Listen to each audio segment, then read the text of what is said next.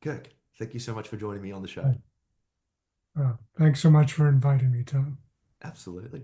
How's you're in San Francisco at the moment. It's getting a little bit cooler for you right now, I imagine. It is. It's unusually cold, actually. So well, cold for us is 48 degrees and windy. It's Yeah, it gets typical really San windy Francisco. there, doesn't it? Yeah, very often Yeah. windy and surfy. We we get we get stirred here. Yes, yes. It's a rather it's to me it's a fascinating place. It's no mistake that people like Alfred Hitchcock filmed here quite a bit. It's mysterious and has a lot of intriguing unknowns, both in terms of culture that's emerging, and geography as well, with the mountains and earthquake possibilities. It's a lot teeming underneath and on the on the outer parts of the city as well. Do you do you feel that the geography sort of influences the culture and even in the Oh, individual psyche? very much so, very much so. Yeah, it's no mistake that it drew me out here. Yeah. Uh, I'm a Midwestern boy. I'm from Cleveland, but with a lot of roots in New York City as well. So from the East. But I was drawn to San Francisco because it had so many movements that were on the leading edge. Mm. You know, you could start with the whole westward movement of Americans, during the gold rush, and really self-creating a city. I mean, self-creating an area. Whereas in the East, I think it was much more of an adoption of Europe, more direct imports from especially England. But here, people were kind of making up their own stories and their own architecture. Some interesting, colorful architecture. And um, really, as I say, self creating, innovating in terms of uh, the economics here, the industry that eventually became high tech Mhm. now. But I think most importantly, in terms of the expansion of consciousness, of openness to bring about a new and more vital society, I would say. Yeah. Yeah. Where individual freedom was really emphasized, but also a a, a deeper and more gratifying uh, connection among community members. So embracing more of a multicultural perspective and more openness to diversity of thought as well as culture, as evidenced by the Beat movement, Mhm. the hippie movement, the radical politics of the 60s, and humanistic psychology, which took root here Yes, from yes. some of our forebears from the East, like I think Rollo May. I think humanistic psychology is it's beautiful. It's obviously a one of the things that drew us together on the show today. But just before we dive into that, and perhaps before we touch on who you are and what you do and your work, um, freedom is also scary, right? Because there's an insecurity to it, and I wonder whether or not that had a big part to play in the pushback against the radicalism of the 60s, and perhaps what your thoughts are on that. Yeah, I think it had a lot to do with the pushback against the 60s. I mean, as with many movements, sometimes people overplay their hands. They don't realize how much of a negative impact they may be having on certain parts of the culture or the population. And I think that was the case, unfortunately, with regard to a number of the movements in the 60s that, um,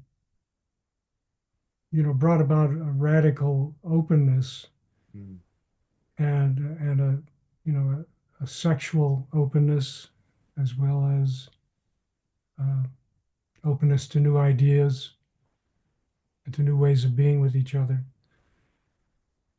as well as openness to drugs, and experimentation in that way. I mean, I think a lot of the intent, especially among the thoughtful people, was really, really positive and an honest attempt to reform a lot of the bankruptcy, emotional and cultural, of our past. But I don't think a number of us realize, and I include myself, how disruptive, how upsetting uh, some of these trends were for people who strongly prized tradition as they saw it, mm, the tradition of America, which in its extreme form was manifest destiny for white European civilization, mm, which had again very strong uh, traditions from Europe. Even though we broke away from Europe, a lot of them were still there, and uh, a certain, I would say, patriarchal emphasis, hierarchical emphasis that was being undermined by the more egalitarian trends within the San Francisco Bay Area, but the West Coast in general. mm. Um, and and I actually think we're paying a price for that now with some trends toward authoritarianism in our society, a number of societies throughout the Western world. The backlash. Yeah. It's also partly, you mentioned freedom. I think it's partly a reaction against the complexity that greater freedom brings. It means grappling with issues that can be upsetting to people, differences that can be upsetting. And I really appreciate the psychologists who have homed in on the whole psychology of difference. We may get into that later with folks like Otto Rank, Mm, who saw that as a very primal problem right from our birth, when we are ejected into a world of chaos and the unknown from a world of relative passivity and receptivity and tranquility.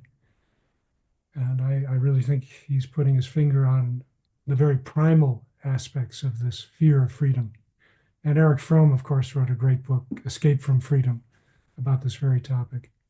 well, you mentioned on a rung that that's the trauma of birth, right? That and Yes, that's right. the word rejected into the world is such a great way to describe that. I've actually not heard that before. That's so spot on.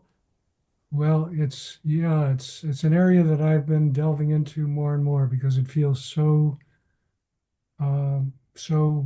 critical to the existential humanistic perspective that I uh, espouse and am following from my forebears, because to me it goes to the heart of our relationship to existence, which is really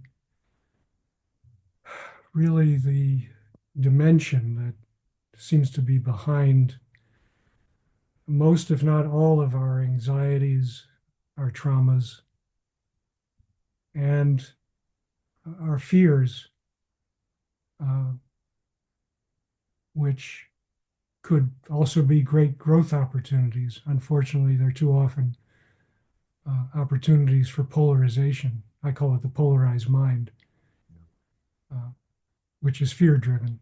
the fixation on single points of view to the utter exclusion of competing points of view. And I think that's a lot of what we're dealing with culturally and individually in our world today.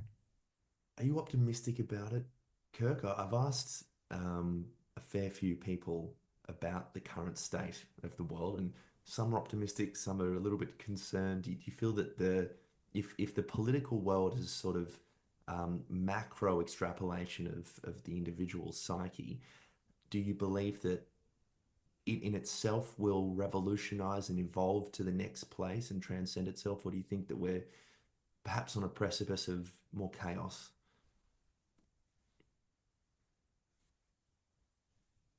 I, I'm I'm terribly worried, and I have a sense of hope at the same time, a sense that this may be an opportunity, like crises are often enough opportunities for change, for growth in positive directions. For me, meaning people being more and more capable to deal with the contrasts and contradictions of our lives right from the beginning, and learning and developing uh, parental systems and cultural systems that support that tolerance and that holding of the diversity of our inner and outer lives. So I have some hope that maybe as people experience the consequences of uh, rigidity, oppressiveness, and authoritarianism, short of a catastrophe, that there will be a backlash. There is a backlash already. There are movements emerging that are seriously questioning an overly constrictive direction for our culture and for individuals. Mm,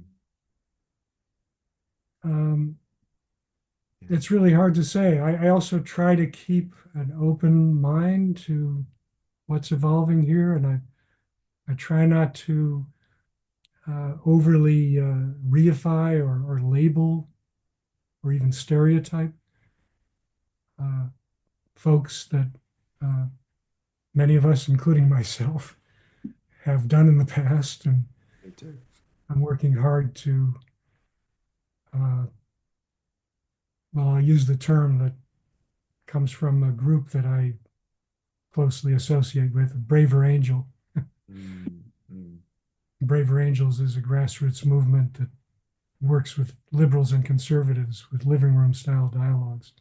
Oh, that's so cool. And I've been uh, I've been growing that movement in my own way with a group of younger folks, especially with a movement I call the experiential democracy dialogue, which is more of a one-on-one approach to uh, seeing people who hold very contrasting cultural and political views more as human beings rather than labels or stereotypes.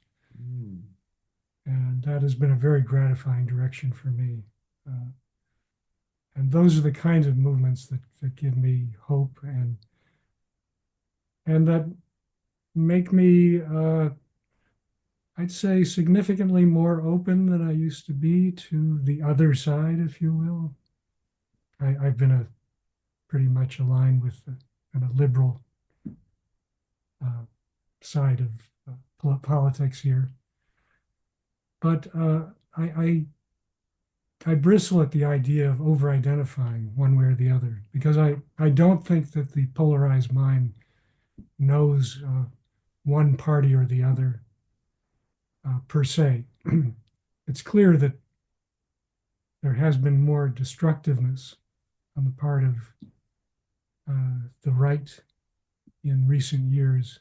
according to Justice Department statistics. Uh, but there has been plenty of damage that has come from extreme left Mm, movements as well.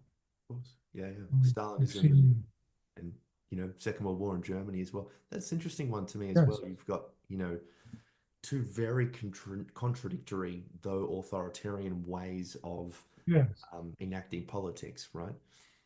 that's right. Uh, People tend to become more authoritarian, more absolutist when they're scared Mm, mm. and when they lack the equipment, the you could say humanistic skills to work with their terror of the unknown and of that which is other and different.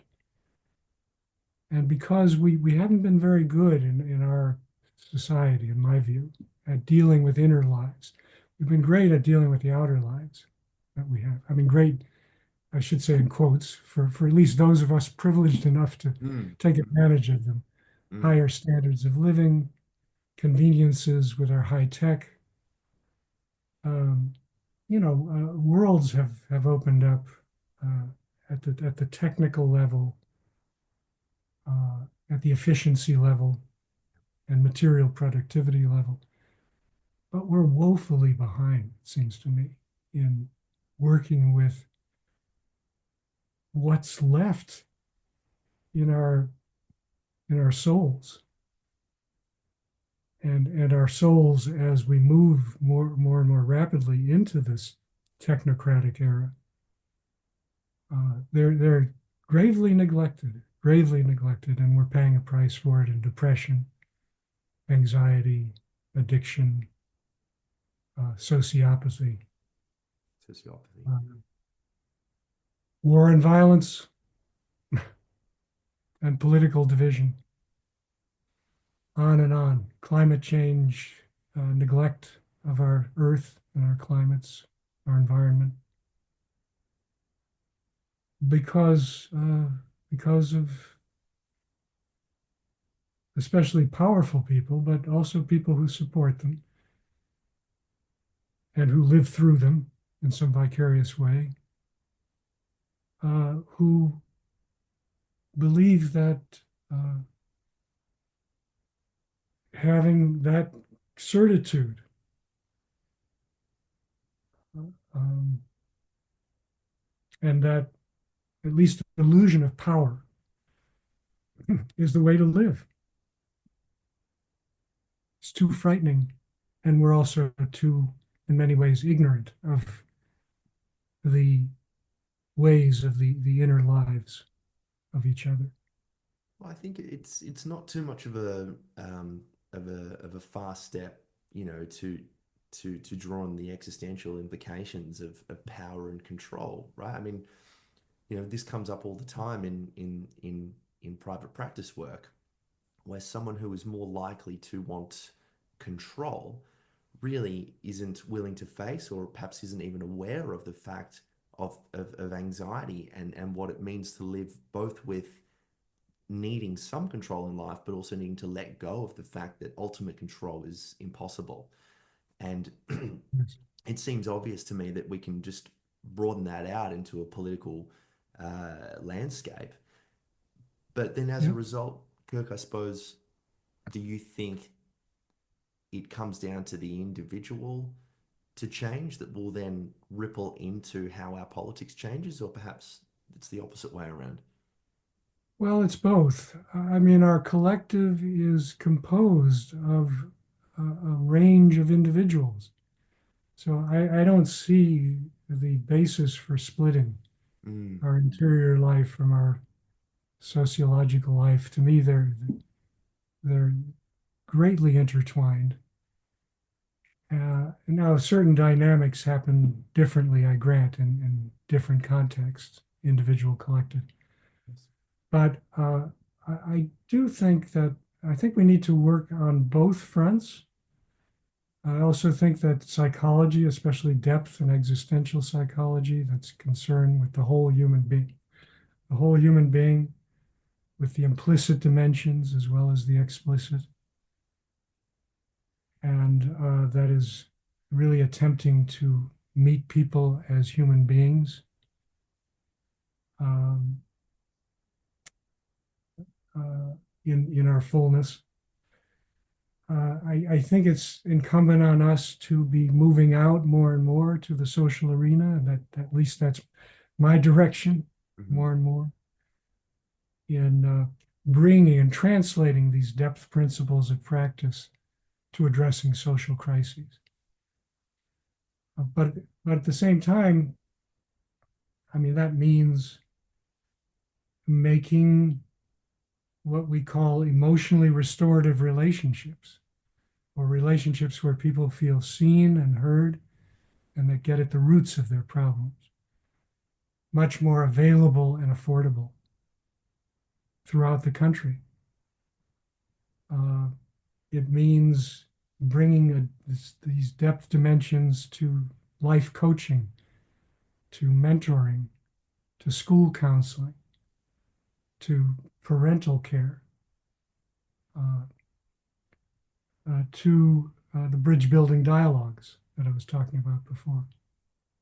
It's a massive program that needs to be program or core, I call it a core, assemblage that needs to be brought to bear by people who are skilled in these areas. We're supposedly trained and have worked hard to deal with our own contrasts and contradictions. And so, who better than skilled healers to offer these insights and these ways of relating to people on a broader scale? Um, so, uh, yes, I believe there's ways of combining our existential perspective, philosophy, uh, with the uplift of individuals and of society. And a lot of that is around helping people to work with their primal anxiety, Right, uh, right. to, and especially the cultivation of presence, which we can go into at another point. But I feel strongly, and this is something my forebears like Jim Bugental and Rollo May and Irv Yalom have really emphasized, uh, uh, helping people to be more connected with the parts of themselves that they have blocked off, often because they have not been met in ways that enable them to connect with these parts of themselves and these parts that feel other and radically different. Right. And you mentioned anxiety there, and perhaps that's a really salient point for us to start to expand upon a little bit here. When someone comes into the counseling setting and they're speaking of the anxiety they have, it's usually sort of anxiety or an indecisiveness or a problem that they're facing. I suppose one of the ways in which existential psychotherapy differs from perhaps more of the psychological front or the medical model even is that existen anxiety viewed, excuse me, through an existential lens is actually sort of the waking up moment. It's the moment where we actually recognize, even though we're not necessarily aware of it, that there are tensions within our lives that are Yeah. irreconcilable. And learning to Yes. manage that and see anxiety not as a problem to be solved, but almost as a dichotomy to manage. Would you say that Yes. that's a fairly accurate description of the existential process? Yes, and this is really the focus of my latest book, which is Life Enhancing Anxiety, a Mm, key to a sane world. And the reason I talk about it that way is because anxiety is also a signal, as much as it's intimidating and very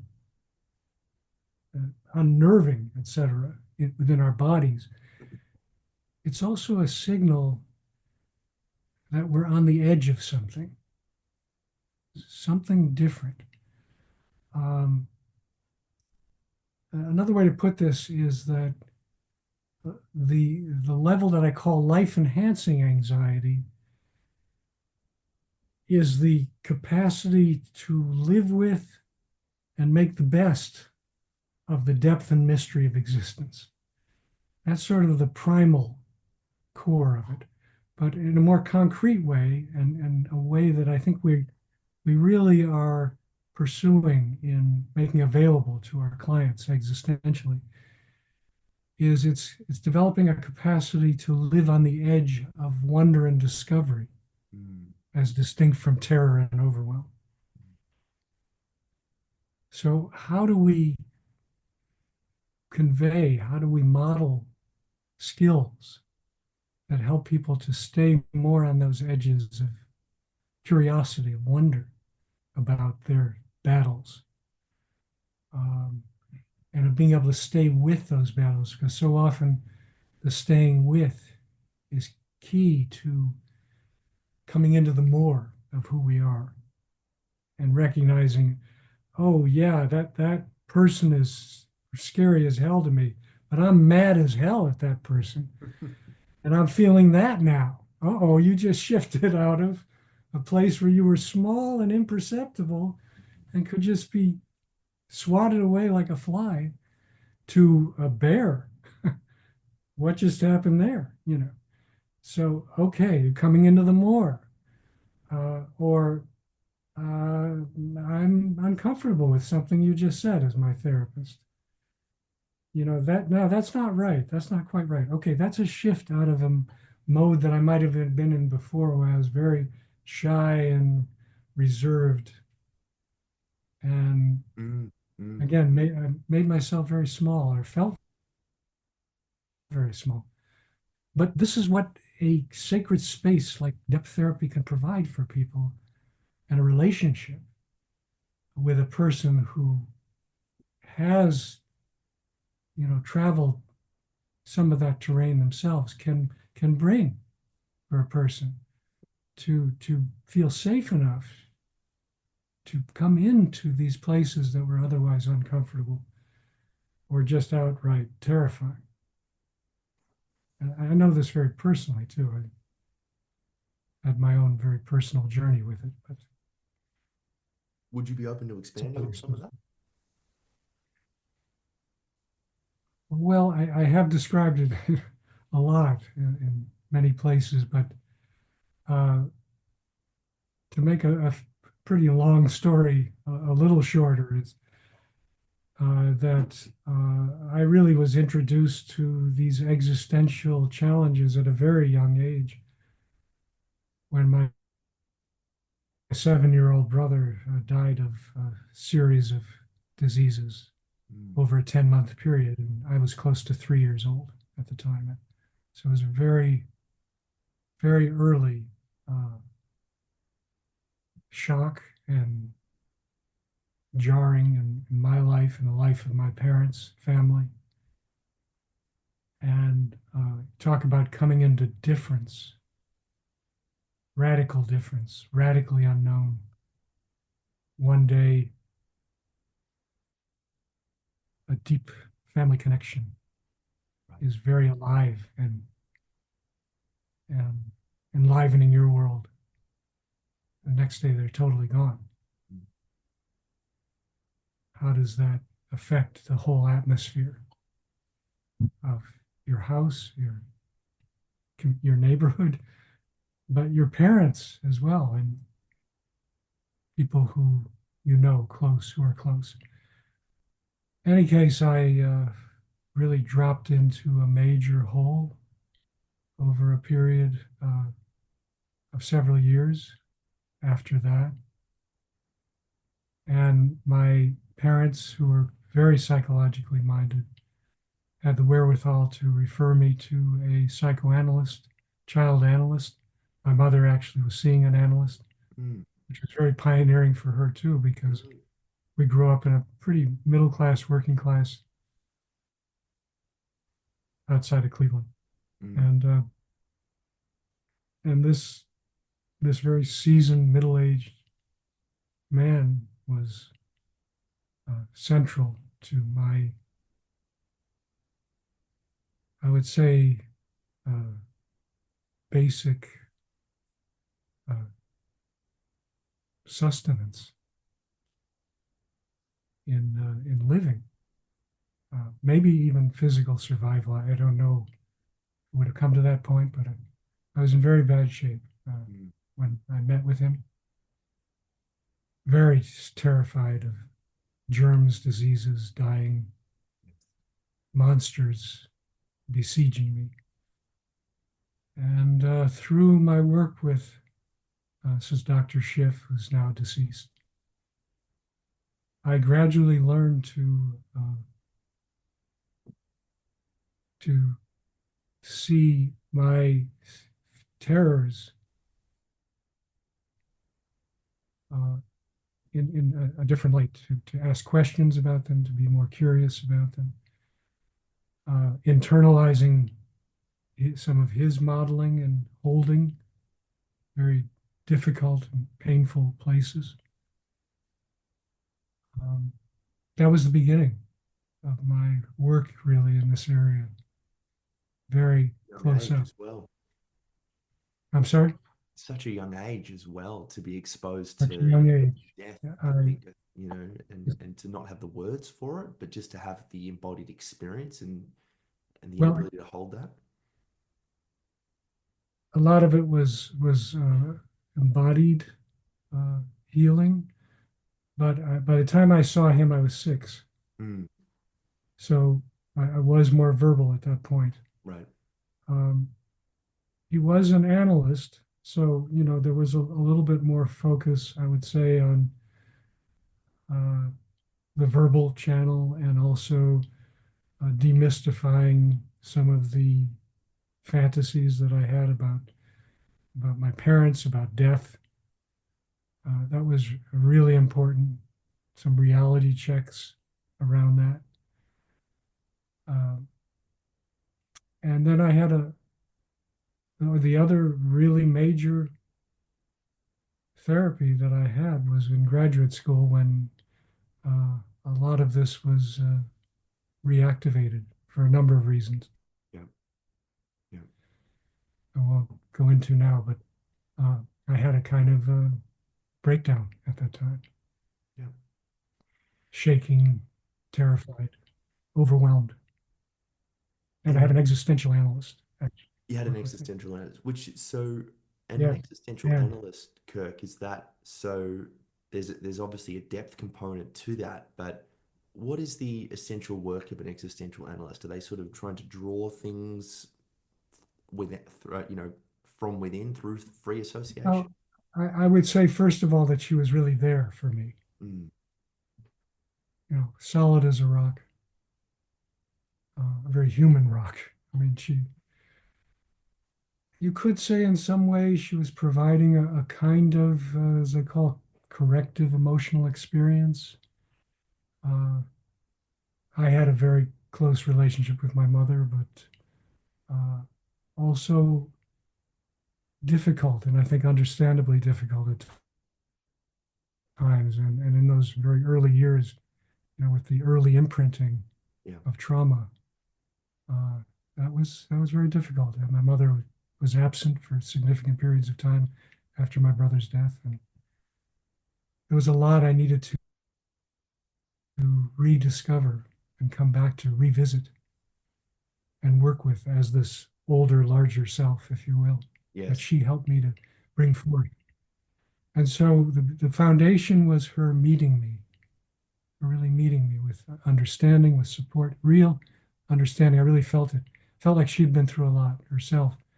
But again, she was a model to me that I could internalize toward myself. That internalization is so important. Instead Yeah. of relating to oneself in these horrifying ways, as you're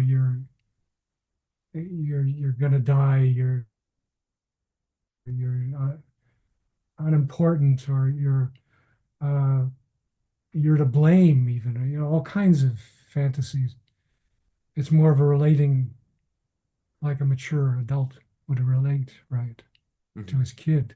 Hmm. I don't know. I often think in cinematic terms, somebody like an Atticus Finch, Hmm. To Oh Kill a yeah. Mockingbird, But I you think know. to your point there, I mean, I think it's actually, um, I think there was some research that stated that Atticus Finch is seen by many as the perfect father, you know?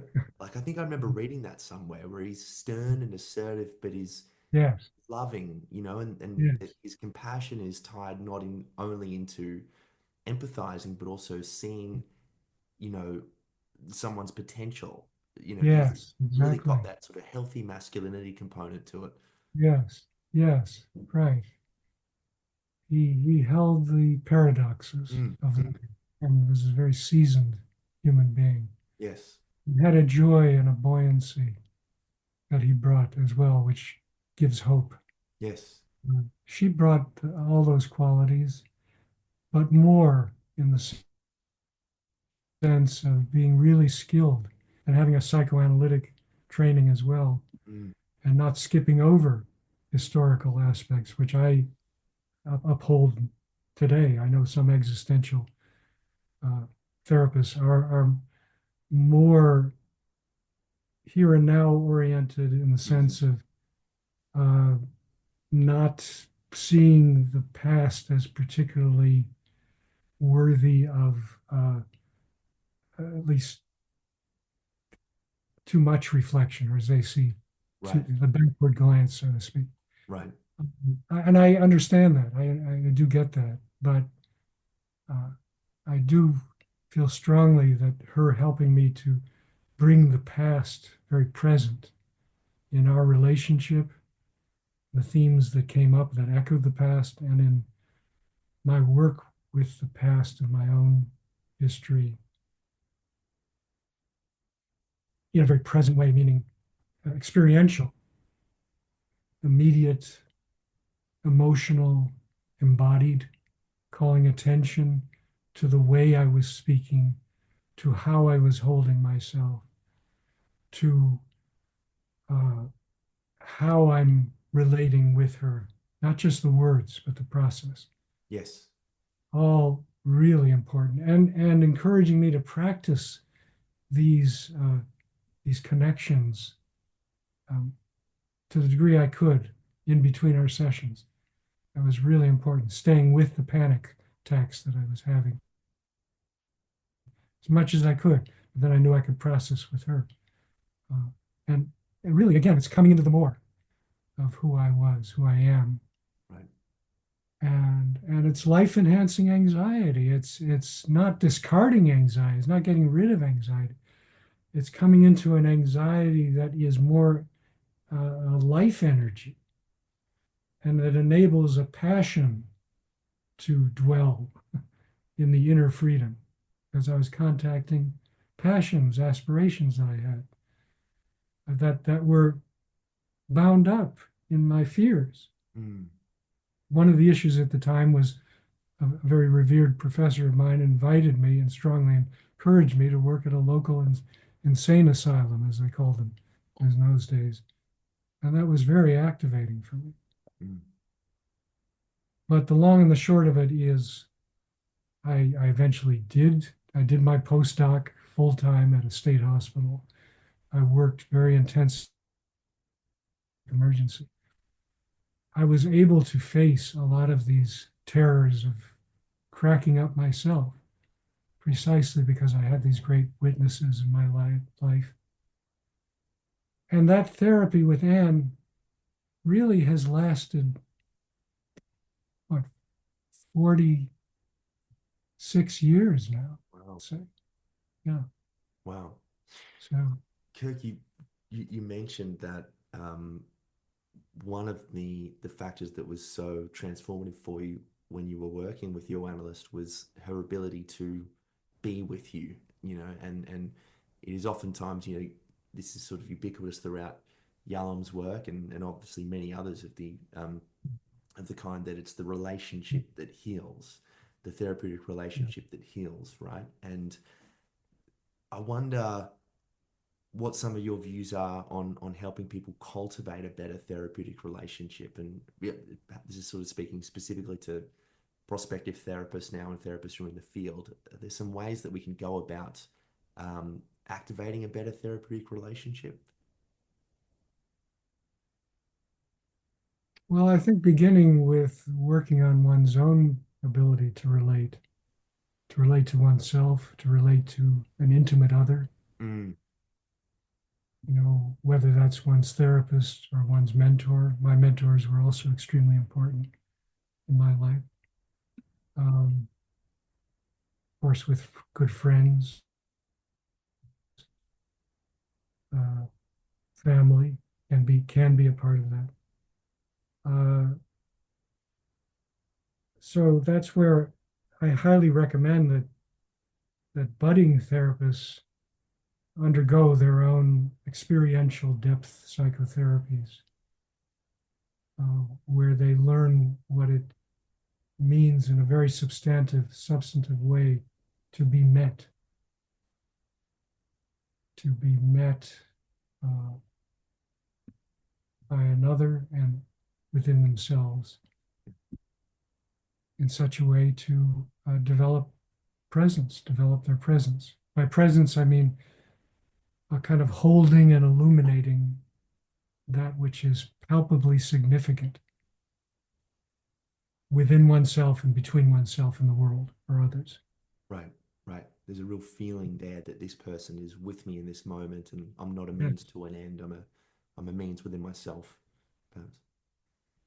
yes, and through that, an illuminating of the capacity to disarm and to come into the more of who we are, to Mm, be more capable to relate.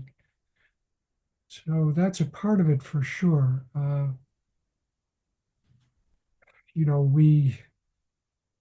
We offer trainings at the Existential Humanistic Institute, where so much of our focus is on helping training therapists to be more present to themselves, to others in the work, and bringing it very much alive, the work and alive here and now,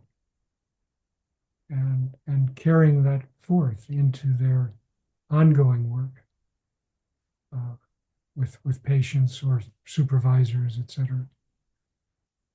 And of course, there are a number of other places that encourage that kind of concerted focus on person to person relating and deepening. Uh, I can't overemphasize the need to go through one's own journey yeah, with this stuff. yeah, That's where it starts. yeah, yeah. To Too get to, often it's overlooked. it is overlooked, and it's such a shame because that's where the adventure of your life is, and I can't imagine what it would be like to work as a therapist, to not have embarked on that adventure with all the trials and tribulations, but then the I mean it's a shame. Yeah, that's the other thing is that inner work, as painful as it can be, also brings treasures. Mm, mm, Well, my work with my early analyst helped me, I know he helped me to come into an ability to be much more creative mm. in my inner life as a kid. I mean, I was alone quite a bit. I did get out in the neighborhood quite a bit too, but in terms of my alone time, I I loved creating characters and playing with the old recording machines in those days. My dad was very encouraging of that, creating skits together, Oh yes. and I loved creating my own movies. What's that? No, no, just agreeing. That sounds real. I think what it Yeah. came up for me then as I was listening to you talk was how much change has occurred in such a short amount of time. For me, you made that. Or Well, I suppose are technological you? change, I mean, even for me, Oh, oh. 30 Yeah, years ago, I was yeah. playing with slinkies, on staircases and things, and now it's iPhones and it's crazy. Oh, wow. Yeah, yeah. I used to play on our ping pong table. It's great. My parents allowed me to put wood blocks up for city buildings. I Hmm. was fascinated with New York City, especially. I spent a lot of time there, and I loved building these streets and using the old wooden blocks as buildings. Yes. I'd have Matchbox car going through the snow, which was detergent that we had in the basement, Brilliant. and little snow plows going through and create whole stories through that. Right. That's my point: is opening one's imagination, one's creativity to play, one's sense of play, Mm, which was so mm, held up because it's too scary to try anything new, yeah. to venture out. And that was true physically too. I began to, venture out. In those days, we played football in the mud and the snow, and baseball, a lot in the streets, and cops and robbers. We'd run through the neighborhood and try to tag the robbers who hid in all kinds of places and in the dark. Yes. You're right. See, this is bringing up the excitement of it, Yeah. and I fear too many people are missing out on those edges of wonder and discovery. If we bring that back, and just once again have a discussion about this, from a therapeutic perspective, I Yeah, know that sometimes the existential and the Rogerian worlds are sort of in conflict. I think the way I see it, but perhaps, speaking on behalf of others, existential therapists sort of don't see the unconditional positive regard as, really helping someone take on responsibility for their lives and get them to the place of where they will be fulfilled and have a meaningful life. Whereas the Rogerian world sees them as an individual, as a client, as trying to find that within themselves. My personal take, I'd love your perspective on this, Kirk, is that both Rogerian and the existential movements are necessary for each other. Like to your point, if we have an ability to really meet a client in that present space, the defenses do fall down because there's no judgment that can possibly occur there, which therefore allows them to take on more responsibility, and therefore it allows us to assume that role, but only once the unconditional positive regard and the space of being deeply met has occurred. So I feel like they're sort of necessary. yeah. No, I think you're spot on. That's what I've come to too. I highly respect both perspectives, and having worked closely with Rollo as well, I know he had concerns with an overemphasis on what Rogers might be called unconditional positive regard. But basically, my take is that uh, they're both really important. I, I, I do have concerns about a kind of Pollyannish perspective on Yes. unconditional positive regard Yep. if it's taken as not being genuine Yes. with the other Yes. person and genuine with some difficult feelings, especially to the degree they can handle that, or you intuit that they can or need to at that point handle some harder or difficult feelings that even the therapist might have and share with the client about, I really feel like you're barking up the wrong tree here. And Yep. I grant that this is my view, but I'm really concerned that you're in this relationship right now. I wonder what that brings up for you, Mm. or how long are you going to drink your life away? Now that I would be very selective about these points, by the way, but uh, that those kinds of encounters still can be coming from a place of what you might call unconditional positive regard, or at least a very deep caring and even and love Right. for that patient. So, the words can hang us up too. But another place that I feel like they combine is that uh, I, Rollo had some concerns with Roger's idea that if you just like you water plants, if you just give kids the facilitative conditions, you know, positive regard, non-possessive warmth, congruence, Mm. and empathy, grow these beautiful, wonderful lives. Well, I agree with Rollo that that could be a bit idealistic, and Me that too. uh, I think Rollo had a point that no, it's not that simple. We each have to be choosing and grappling with very difficult issues. Day to day, we're making choices, and sometimes those choices really throw us off our game. Or sometimes the impulses that come up throw us off our game, and they aren't what we experienced, or we can't apply what we experienced as children directly. Things are much more complicated and challenging. I think that's right too. But I also think that there's a lot to what Rogers is saying. I feel like my parents, particularly my dad, who read Eric Fromm very closely and Rogers, Mm. he was a humanistic educator, who did his dissertation on creativity, did his damnedest to provide those facilitative conditions for me. And I do think they were helpful. And the research, at least a lot of the research I've seen, does indicate that what we might call authoritative parenting, as Yes. distinct from authoritarian or permissive Yes. parenting. Again, the Atticus Finch model seems to be most supportive of helping to grow uh, children who have a greater capacity to uh,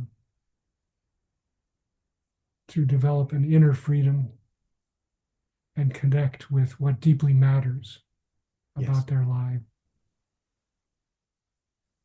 So I believe we need to bring both to bear. Well, Yeah. this is in part, I suppose, what Rogers was getting at with the other core tenets, being genuineness and congruence. And I've often thought Yeah. that, you know, if I'm trying to provide a space of unconditional positive regard, only unconditional positive regard, then it can come across as a sort of fake, disingenuous, you can do Yeah. no wrong sort of Exactly. infantilization, Yes. which is horrible. Um, but if it's balanced with genuineness and congruence, especially congruence, I can't help but bring my own sort of non-verbal and verbal cues that sort of explicitly or implicitly create the boundaries that I think lead to authoritative therapeutic relating in a way. Yeah. I, the challenge is to be real, but pay attention to the context that you're in as well. Yes. I mean, this gets into the whole authenticity question, which Right. you know can go on philosophically ad infinitum, right? What does it mean to be authentic? Mm. I don't think it means just going along with one's whim or anything goes, or the therapist just self-disclosing because that's what they're impelled to do at that moment. Right. Um, Much more for authenticity to the context, uh, the relationship. Are you being real about the person and the stage or place where that person is that you're relating to? Mm. And and two. So it involves a kind of modulation that is complex, complex. Um, but involves a bigger picture than just the bounded self. Seems to me to to be substantive. So yeah, something like what you were saying about congruence. Yeah, I think the question is, uh, what do the Rogerians or people who use that concept mean in Mm, light of the term unconditional positive regard? right. So I guess the idea of unconditional concerns me a bit. Me too. It's so extreme. I don't Again, we even know get it's into possible. fixation with maybe impossible. Yeah, yeah. Yeah. Angelic. That's how Angelic. Rollo. Yeah. Yeah. Unless Angelic, you're a dog and you could do no wrong, you know. or you're God or something. And I Yes. haven't seen anybody who's been God, but Right. Right. it's my limited human experience. That's right. Kirk, I'm aware of the time, but there's so many areas that I want to explore with you, and perhaps we could do that Sure. on a second podcast. I'd love to hear about your views from an existential perspective on religion and sort of, um, how people make sense of a world that doesn't necessarily have any inherent meaning. And there's so many different areas I think that we could Right, right. draw upon. But could you tell everyone about Sure. your Glad upcoming to do that. book, Life Enhancing Anxiety? I'd love to hear about it. Tell us what to expect, and tell us when it's available. Well, it's actually been published. It's already It out. I'm was, so sorry. oh, Okay. it's okay. It was published last year, Okay. and I mean it's widely available on Amazon and the usual outlets, and it's been published by a wonderful new press, independent press called University Professors Press, which is overseen by a very good friend and colleague of mine, Louis Hoffman, who's doing wonderful work in this area too. I recommend him Great. for conversation. Um, but the book has received, I'm very heartened to say, some wonderful reviews. The Journal of Humanistic Psychology and the Humanistic Psychologist, and a recent one in the New Jersey Psychologist for their association. But people who are really appreciate the reviewers really getting the essence of the message, which is that if we can develop the skills to work with especially our primal, our core anxieties, our core wounds, that it can not only open up wonderful possibilities for ourselves personally, but for our world, for our culture, for uh, an ethical soundness. We've got that kind of power, tragically. So what I mean by that is that being able to come into places that are more about wonder and discovery Mm, uh, help help me and other people to feel much more cherishing of this time and space that we have, and experience the amazement of it. We're talking about spirituality. That's mm, my spirituality, coming into a sense of awe toward life, yes.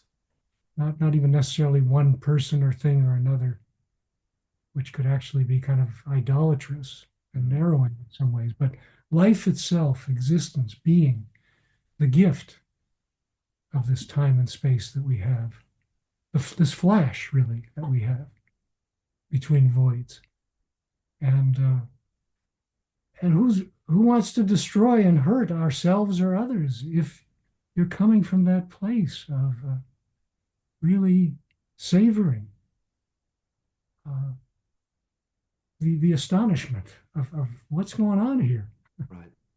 You know, it's inexplicable in a way, which is part of the fascination and the evolution of it too. It's mystery, Mm. it's excitement, Kirk, thank you and so much. trepidation. Absolutely, I couldn't agree more with that. Yes. Thank you so much for joining me on the show today. It was a real pleasure. Well, real pleasure on my side too, Tom. This was an unusual journey. Yeah. And we spoke Yeah, about technology before, right? I mean, the fact that we can do this in real time and you're in San Francisco, I'm just outside of Melbourne. It's pretty crazy, but pretty special. that is true. That is an awesome aspect of technology. Yes. Yes. Kirk, where can people find you if they want to check out your work? Obviously your books.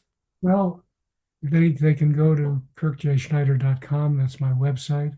Yep. But I also recommend if they're interested in this more socially oriented existential psychology, to go to the Core of Depth Healers website. It's coreofdepthhealers.com, and that's CORPS. Mm, And our Core of Depth Healers YouTube channel mm, has lots of samples of leaders in this area of translating depth existential principles of practice to addressing social crises.